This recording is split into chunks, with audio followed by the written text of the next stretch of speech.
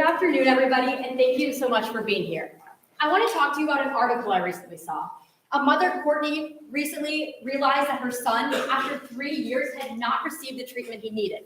Over 3 years, he saw 17 doctors. 17 doctors to try to figure out why he had chronic headaches, why he was imbalanced, why he wasn't growing.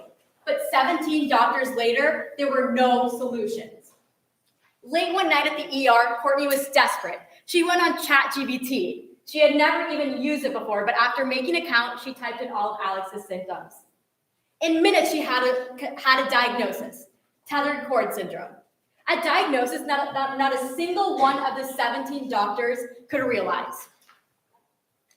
Courtney and Alex's story is an inspiration to us, an inspiration of the powerful implementation and applications that AI can have in healthcare.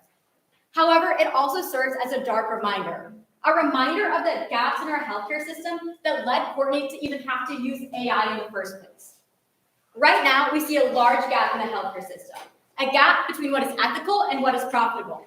This raises two major questions. What are the major ethical dilemmas in healthcare, and how can they be addressed by generative AI? And how can these solutions be implemented by private equity firms, keeping in the nature of wanting profitable late-stage investments? My name is Arushi Ranasaria, and I'm joined here today by Marin Mujahid, and we are both from Art Consultant at Washington University in St. Louis. So to give you a quick agenda of what we're doing today, we will be given a general landscape of generative AI, and then we will do the same for healthcare before we give our recommendation, and then we will go through an overview of the different considerations and the risks that we have to be aware of. So starting with the generative AI landscape, it is crucial to understand what AI is and how it works. So to give you a quick overview here, we have artificial intelligence, and within that we can find machine learning, deep learning, and generative AI, which is our focus today.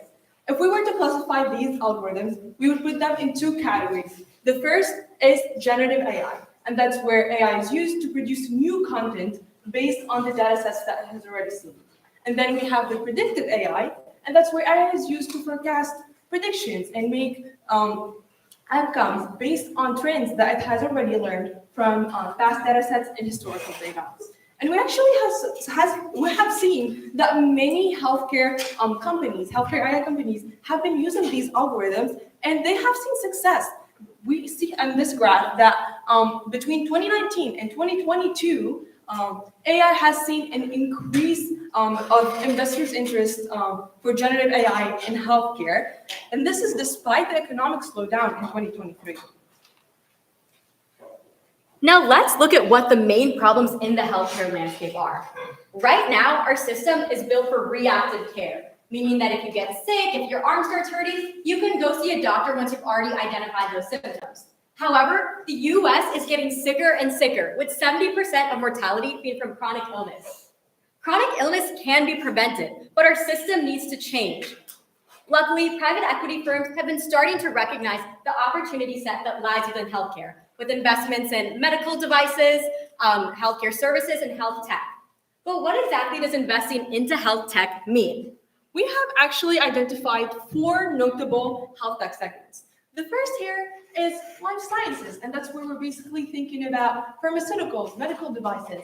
And then we have the payers, where the focus is more on healthcare insurance companies, for example. And then we have our government, and they play the role of the regulator here. And finally, the providers, which are the healthcare AI companies themselves.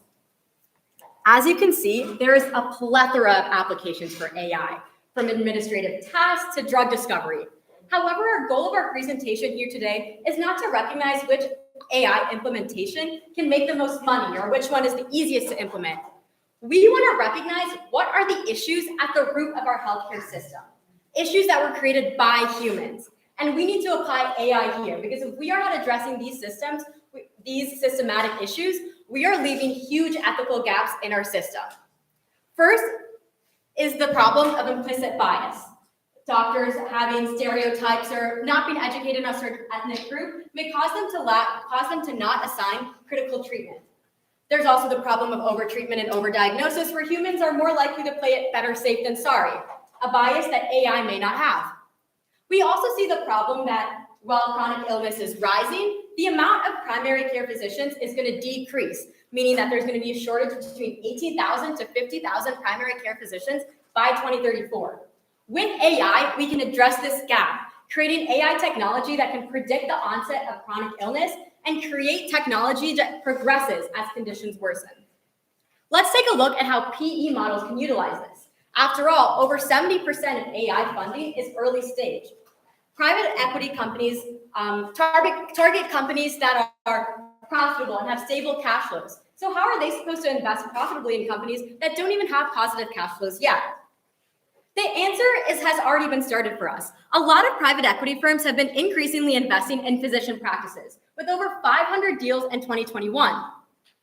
PE firms can use this model and acquire healthcare AI companies and use its AI as a tool to increase the service offerings for the firm's primary providers. This means applying high-risk companies and their IP and their technology to your lower-risk investments in private equity, increasing the ethicality and the profits. Let's take a look at a timeline. We have a typical PE timeline here from year 0 to years 3 to 5, where the fund is created, practices are acquired, and the AI technology is applied to these practices, while operational improvements are made both to the AI company and the practices themselves. After years 3 to 5, the generative AI technology is starting to become profitable itself. Improvements in sales continue to be made, and by year 10, all portfolios of companies have been sold. The generative AI company can also be sold for a much higher valuation. Consider it's now profitable, and maybe we can even pursue an IPO. However, no recommendation comes without a plethora of considerations and risks. That's why, as we continue investing in healthcare AI, it is important to be aware of our different stakeholders and also the risks that may come with such investments. So starting with our healthcare providers here, mainly doctors, nurses, as they use AI in their healthcare provision care, they will be having access to a much more accurate diagnosis. And this will be helpful, especially with rare diseases. As we do so, our patients may be diagnosed for dangerous conditions such as cancer at an early stage, and they can get a much more efficient treatment and a much better recovery process. However, healthcare payers and regulators here might be impacted in a different way because they will have to be on their toes, set the new regulations and new rules that would protect these patients and also meet the need of our healthcare providers.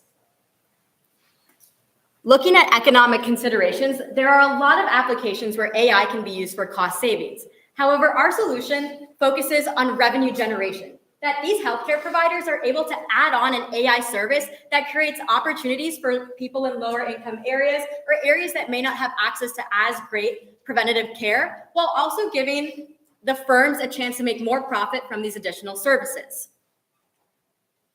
A crucial lens here that we have to approach our recommendation from is the legal one. We have to make sure that these companies are HIPAA compliant, mainly to the data security regulations.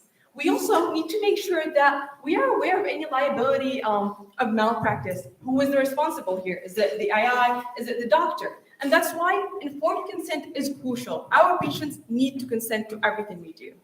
However, what's legal is not necessarily ethical, and that's why we have to ensure equity and fairness, and we have to make sure that everyone is aware of their different responsibilities. We also have to be transparent and make sure that these algorithms are understandable by all stakeholders involved. And that's why we always need to make sure that the patient is our #1 priority. Alex's story serves as a reminder that while the healthcare system has its gaps, AI is the solution. AI has the power to not just look at one person from a singular problem, but from a holistic care perspective.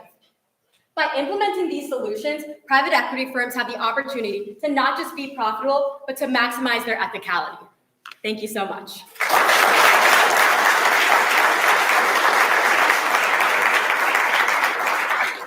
Okay, now for your three-part final question. Okay, three-part question. First, why is there algorithmic bias in healthcare medicines? Second, what are the potential consequences of the algorithmic bias in healthcare? Third, how can fairness be established in healthcare with generative AI such as ChatGPT by utilizing the open science approach? Okay, so for the first question here, which is why is there bias in healthcare AI? We believe that unfortunately human bias exists, and it's represented in a lot of the data sets that we use to develop these algorithms and these healthcare technologies. So that's why the bias exists. It does not exist simply because we're using AI, but it exists because it exists within the human brain, and it's present in the data sets that we use later on to develop these technologies. Like Miriam said, unfortunately, there's a lot of historical data that AI is being trained on that represents the bias. Some of these consequences are very similar to what we already see in the healthcare system. People are being overdiagnosed because some ethnic groups may be overdiagnosed for certain issues. On the other end, we may see that certain racial groups are not getting the treatment they usually need, and that can be reflected in the diagnosis through algorithmic bias as well. However, these are issues we've seen in the medical field and will continue to address, and regulators can address this by making data more comprehensive, requiring data to be more public, and requiring people to be more transparent, which leads us to our last question.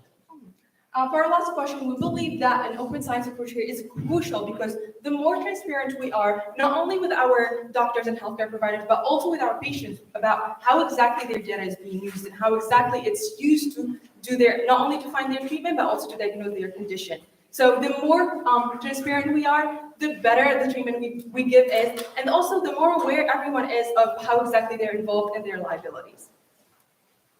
Thank you so much.